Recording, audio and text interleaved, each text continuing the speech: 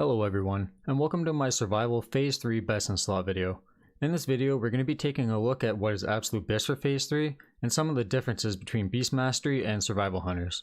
Afterwards, we'll take a look at when and how you can transition from Tier 5 to Tier 6, and then we'll take a look at items individually in each gear slot and discuss a few good high priority items, as well as a few good alternatives in each slot. And finally, at the end of the video, we'll go over what you should prioritize if your guild runs a wishlist or uses a website such as That's My BiS. In Phase 3, we now have access to the armor pen gear. One of the major differences compared to the Beast Mastery Hunters is that unfortunately all the good armor pen gear is bad for Survival Hunters outside of Tier 6 and Madness of the Betrayer, as it lacks a large amount of agility, which is going to be crucial for your exposed weakness. One major thing I want to remind everybody is that Survival Hunters are not just a buff bot. You can do very good personal DPS while still providing excellent exposed weakness values and uptime.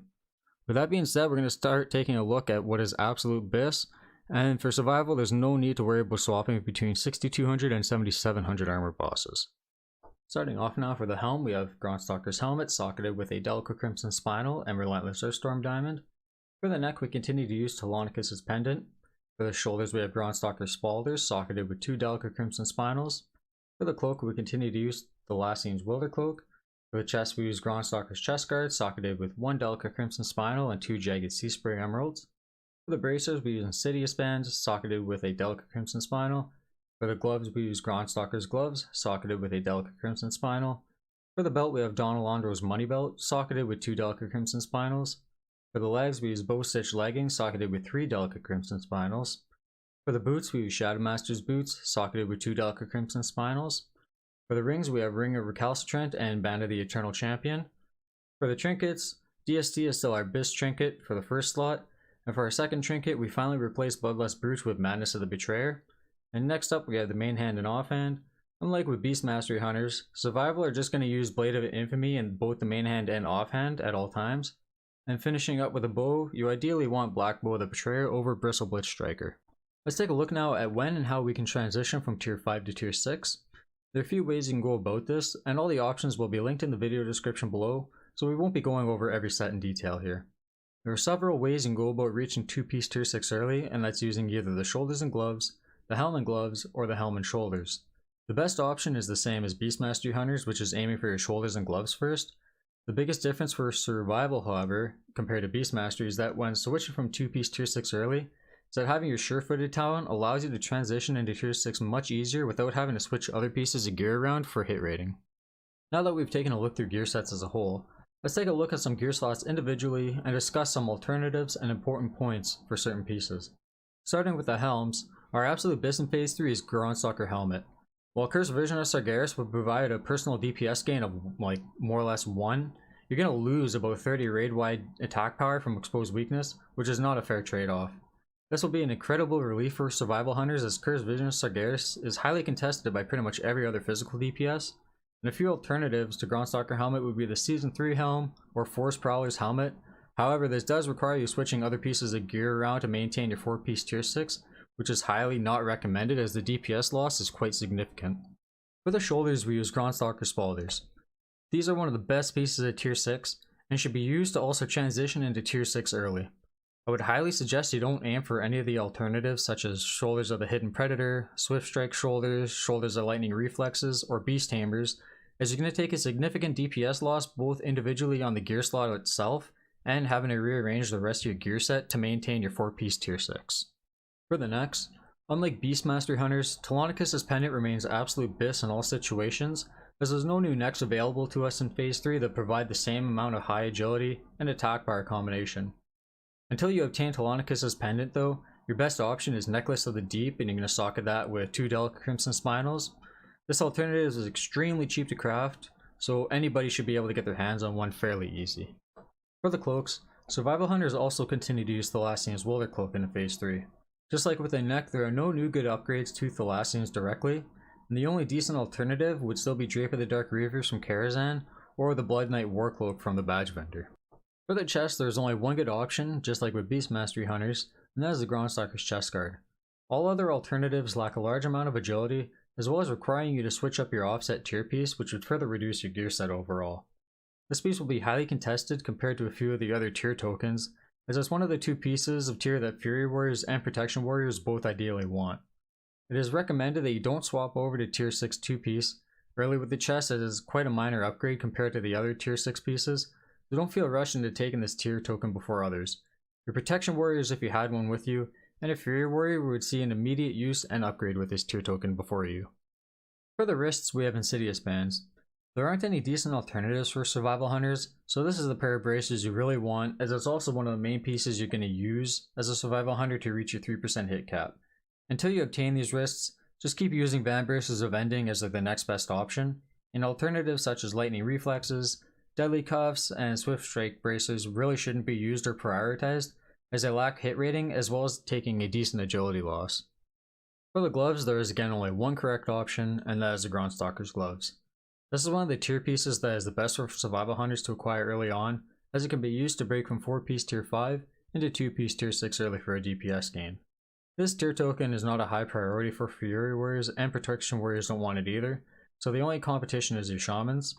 There's no other decent alternatives from Phase 3, so continue wearing either your tier 5 gloves or gloves of Dexterous Manipulation from whatever set you used in Phase 2. For the belt slot, we have quite a few options available.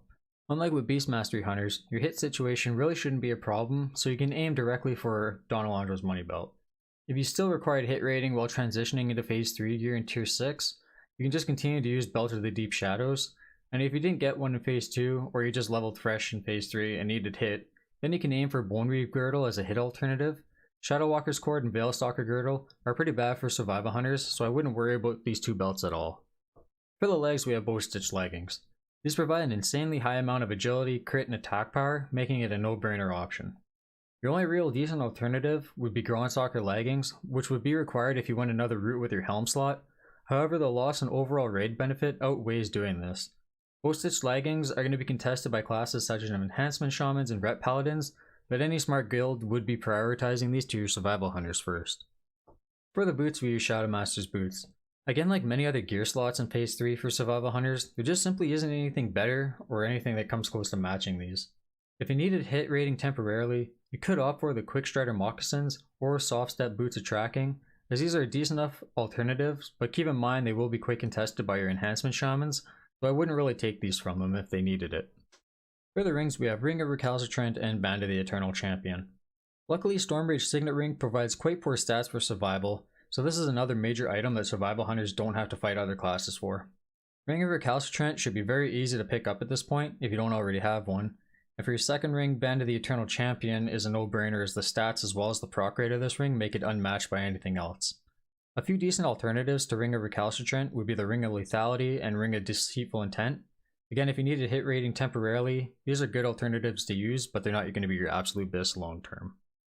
For the trinkets, DST remains our first BiS trinket. Bloodless Brooch, however, is replaced by Madness of the Betrayer. This is a very powerful trinket, and the only major item out of the big three, with Curse Vision and Storm Rage being the other two, that survival hunters actually need. This item alone provides nearly half of the required hit rating you're going to need for Phase 3, and gear sets that don't use this trinket take a significant hit in DPS. I would also recommend putting this as a high priority item to obtain early, but until you obtain Madness, Bloodless Brooch is still going to be perfectly good and viable for you. For the bows, we have three options: Bristleblitz Striker, Legion Killer, and Black Bow of the Betrayer. There are a few things to consider when deciding which bow you want and what you should actually be aiming for, and the first thing to consider is your guild's raid uptime on Judgment of Wisdom. If your paladins continuously struggle to maintain Judgment of Wisdom, then the mana drain of Black Bow would be beneficial to you. The other consideration in Black Bow's favor is speedrunning, and while this isn't going to be a massive amount of mana you gain, it'll slightly help while you're pulling fast and you don't have a chance to fully drink up, and your runes and pots are on cooldown. On top of these two factors, Black Bow of the Betrayer actually sims higher than both Bristleblitz and Legion Killer as survival, so leaving Bristleblitz for the Beast Mastery Hunters would be the best option, as you're not going to have to fight each other for which bow you want. Lastly, we have the Mainhand and Offhand weapons to look at. This is much more simple compared to Beast Mastery Hunters, as you won't have to swap around your weapons depending on whether you're fighting a 6200 or 7700 armor boss. Simply aim to acquire 2 Blade of Infamy and call it a day. Netherbane and Claw of the Phoenix are still decent weapons to use until you get these, and some decent alternatives to Blade of Infamy are the Claw and Fist of Molten Fury. However, these may be contested by other classes, so I wouldn't take them from anybody using it as a direct upgrade. The next thing we're going to take a look at is, what should I prioritize in my guild's 3 item wish list? This is quite a bit easier than Beast Mastery hunters, as you're not going to be concerned with hit cap constrictions and can easily move into tier 6 early. What I would recommend aiming for immediately and putting at the top of your list would be tier 6 shoulders, gloves, and Madness of the Betrayer. This is a very realistic expectation to ask for, and from there I would then extend your list to bow stitched leggings, tier 6 helm, the chest, and Insidious bands. This wraps up the Phase 3 Survival Hunter Best in Slot video. If you found this video helpful, then please like and subscribe for more future content. My document with a ton of different gear setups and possibilities will be linked in the video description below, and if you have any further questions, or perhaps you have a gear set that you don't see in my document, by all means feel free to reach out to me. I'm always available in the Classic Hunter Discord, or you can join my Hunter Base Discord linked below. Thank you for watching, and I'll see you next time.